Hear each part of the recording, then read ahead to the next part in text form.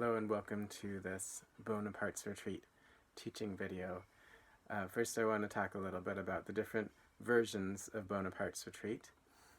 We have had kind of a simple tune which sounds like this.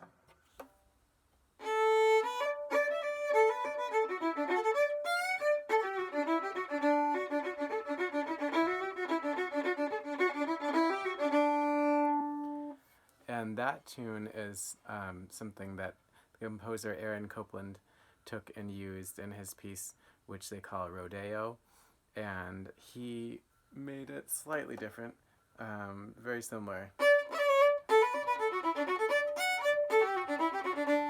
I think he went higher. But nearly the same tune as that basic one. Now there is a more interesting older version, which is what I'm going to teach today. Although the Copland is fun, and that's the one that you actually may have heard in a beef commercial, I believe it was.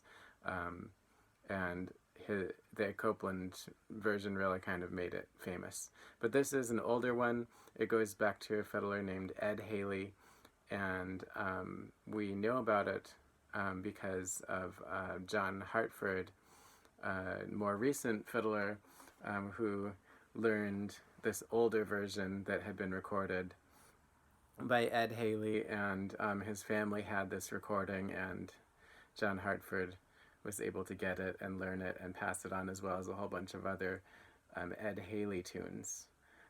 Ed Haley was a professional fiddler who was blind in the 1800s and early 1900s.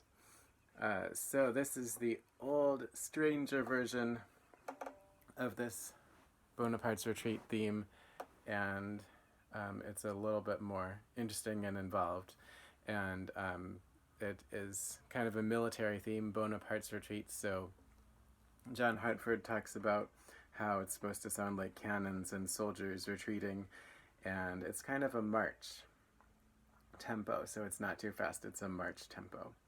Here's the beginning. So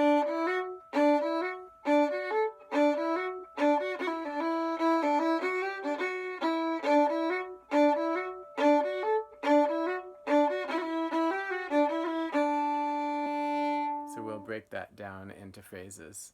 This has a fast down bow,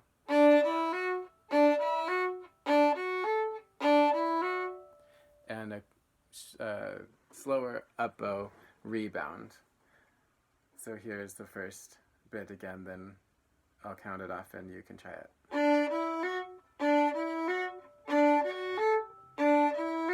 1, 2, ready, go.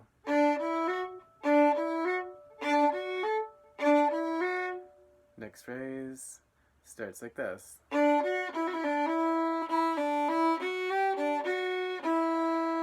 And this is a more advanced melody, so I am doing bigger chunks at a time. I'll do it once more, then count it off.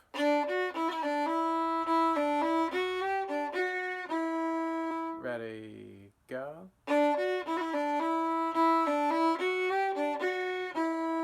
What comes next is like the beginning. Ready, go. All the same. Let's do that once more. Ready, go. So that's your third phrase. And the final phrase goes... Ready, play. You'll notice the grace notes, and you want to hit the string hard enough that it sounds clean. And these are pretty much as fast as you could do them without tensing up, or I should probably say almost as fast as you could do them. So when we put the whole section together, it is like this. Ready, go.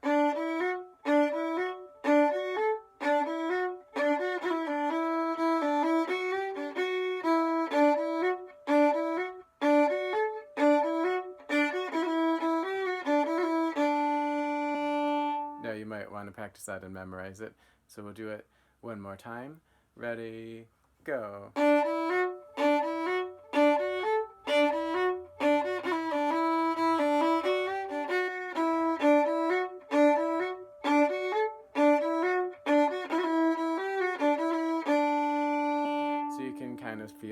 the march feeling and the soldier kind of, you can imagine soldiers marching. The next phrase starts with a pickup on an up bow. It is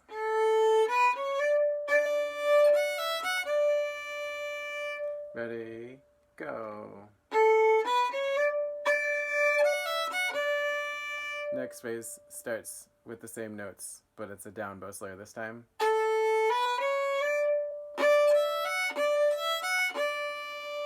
And you might want to look at the music to get the slurs more easily, but we'll try that phrase. Ready, go.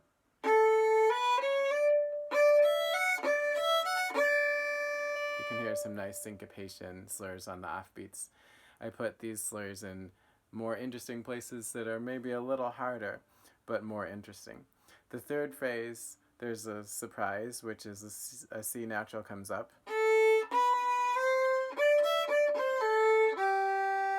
Ready, go.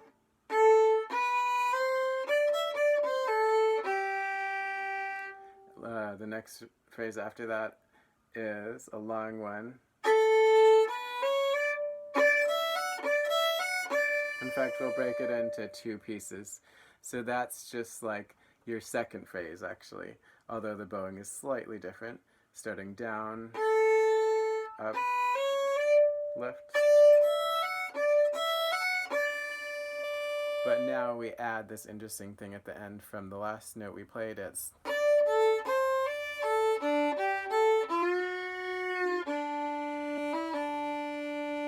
I'll do that a little slower.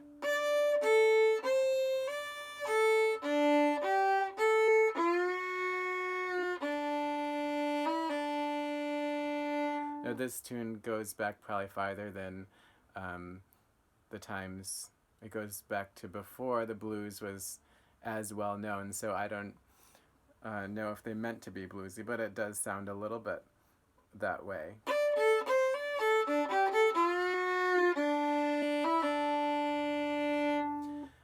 So let's do a little bit of each of those phrases again. First one.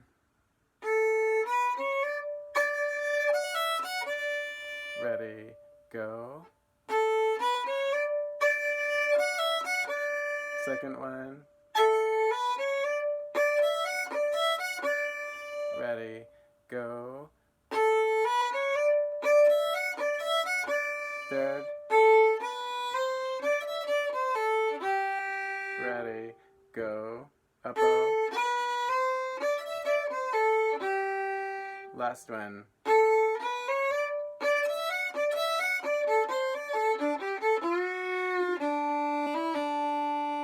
Now, I think the most important thing in any workshop, in person or online, is just to get an idea of what the sound should be. If you don't get every note perfect right away, try to just hone in on what is the feeling of the tune, what is the bowing style, to really absorb that, and you can always perfect the notes later.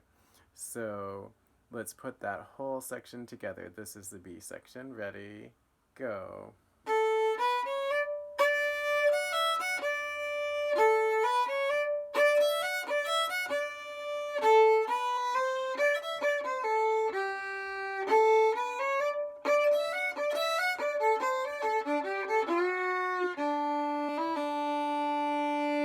I like to sometimes slide down as well as sharp. I slide flat right at the end of the note, and that's a very bluesy sound. Kind of sounds like moaning. The next part is probably the most similar to other versions of the tune, but it's only a little bit similar.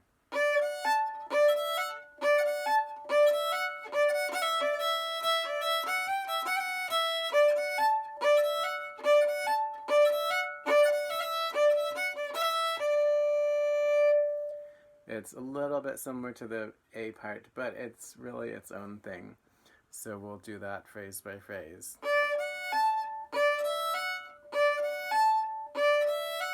That's kind of the same thing twice.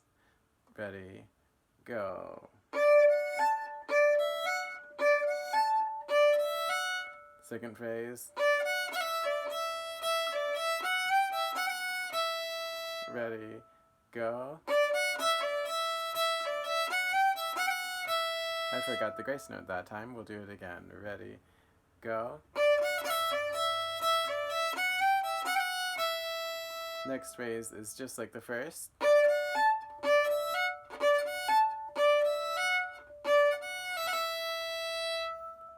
And going, that's, I included just going into the last phrase. The last phrase is.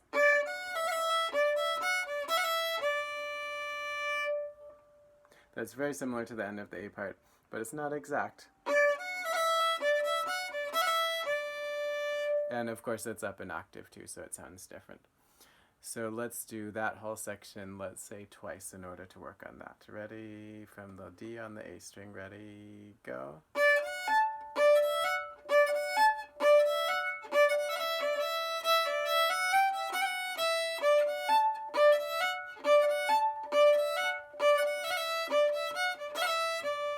Repeat.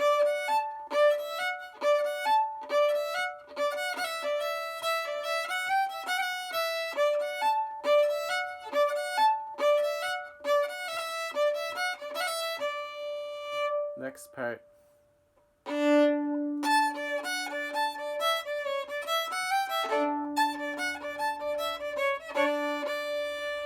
And all of that repeats. So we'll break that down. We have a low D. You want to put your finger on both strings if you can, to avoid having to move from string to string. That simplifies it a lot. Ready, go. Next phrase, or next part. Just down and up the scale mostly. Ready, go. So those two measures together from low D. Ready, go. The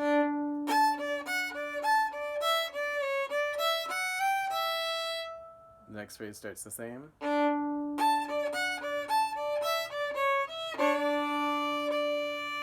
And you can hit the low D string, which you heard.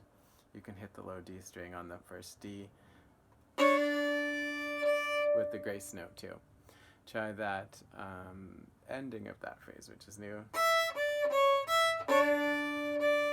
Ready, go. Now with the beginning of it, it would be.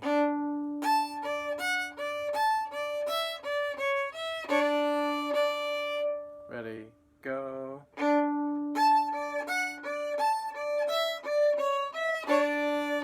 Let's try both of those phrases together, and they repeat twice, so we'll just do all of that twice, and you can try to put it together.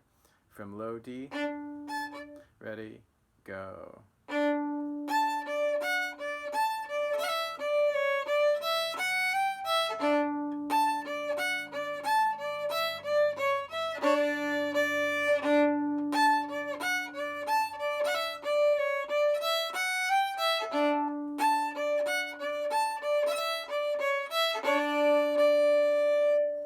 Now we have a little bit more material to learn, and this is kind of a long phrase that kind of spins out at the end before we then repeat back to what we actually just played. So it's a very, very long last section. You have some scales up first. I'll play a bit of it.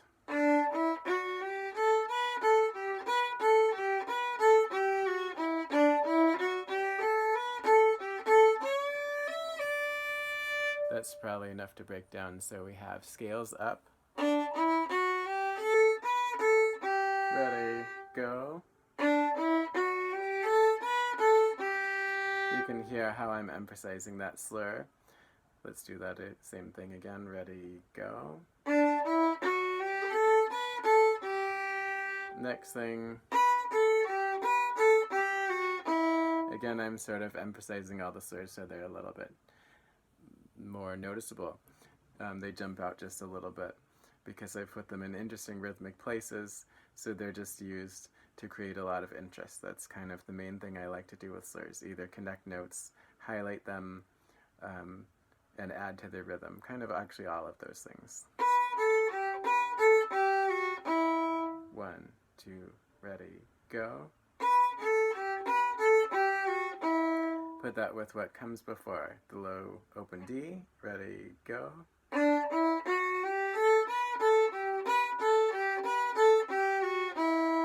Let's do that again, ready, go.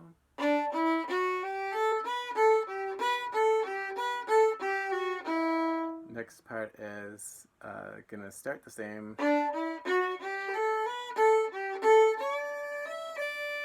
but ending with that. So you'll play a little flat slide up to the D. Ready, go. Put the thing before it from low D, open D, ready, go.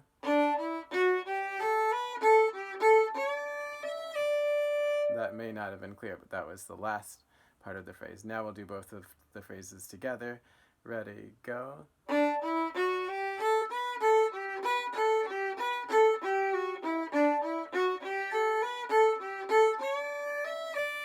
Let's do that all one more time. Ready, go.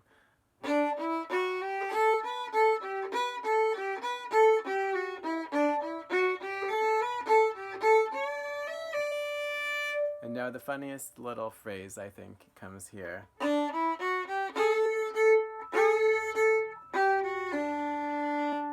Let's try that. So you're going to slide with your pinky up to A.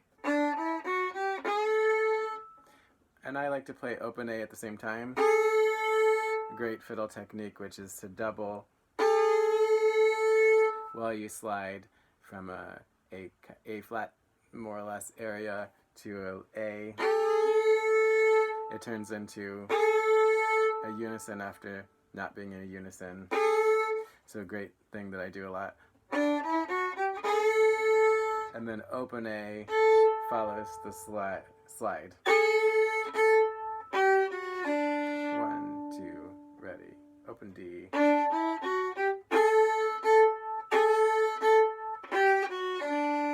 I think sometimes I lift there. I'm not sure if I do that all the time, but sometimes I definitely do between those notes. One more time on that phrase. Ready, go.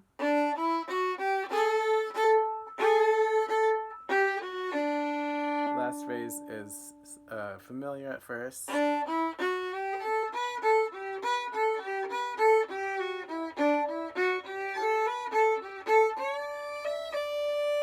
In fact, that's kind of the second of the low phrases, exactly, now that I actually think about it. I never realized that.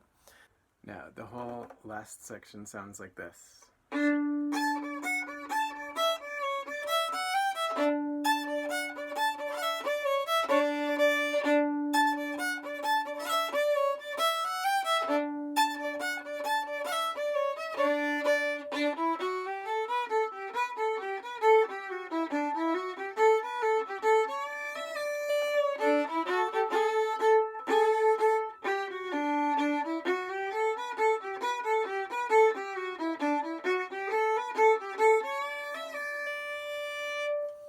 You can see this tune takes a while to memorize. There's so many notes in it and twists and turns. You can practice along with the play-along video to work on that. And the main thing is to think about the march feel, so the beats come, the strong beats come twice a measure on those beats 1 and 2. Da da dun, da da dun, da da dun, ba ba dun. We wouldn't clap da da dun, da da dun, da da dun, da da dun. That's not quite the strong emphasis. So that's what helps give the march feel, which is 2-2, of course. So thanks for tuning into this teaching piece, Bonaparte's Retreat. It's one of the oldest, most interesting tunes that I know, so I hope you enjoy it. Also, one note is that in the original recording of John Hartford and Ed Haley, they actually have a different tuning. They're playing with the G tuned down to D, the E tuned down to D, so it's a ringing tuning, but it sounds just fine in normal tuning too. So thanks a lot.